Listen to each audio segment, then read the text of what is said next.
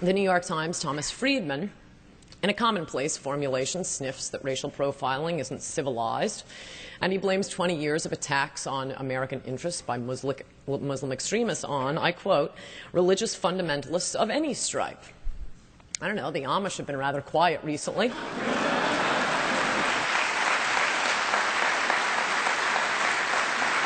My logic is this. In 20 years of relentless attacks on American airlines by Muslim extremists, in every one of the attacks, one or more Muslim extremists was involved.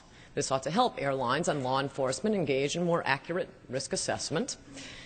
On September 11th, 2001, 3,000 Americans were slaughtered in a terrorist attack on our own soil.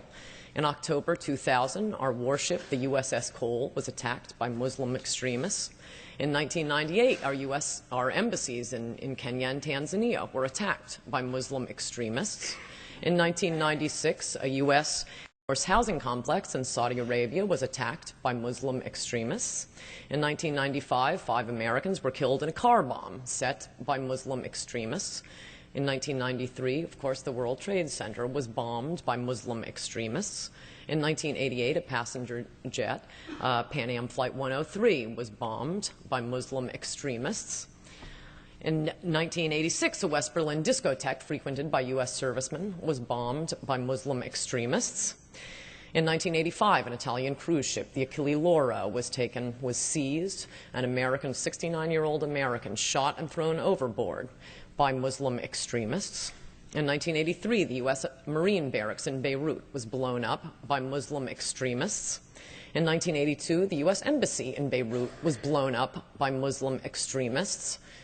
And starting it all in 1979, the U.S. Embassy in Tehran was seized and Americans held hostage for 444 days by Muslim extremists. Meanwhile, 100% of the terrorist attacks on U.S. airlines for 20 years have been committed by Muslims. When there is a 100% chance, it ceases to be a profile.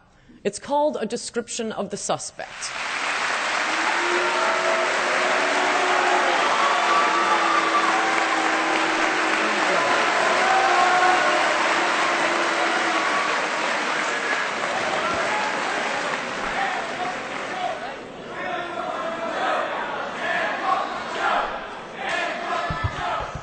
Well, you're really developing your analytical skills here at Johns Hopkins. Very impressive.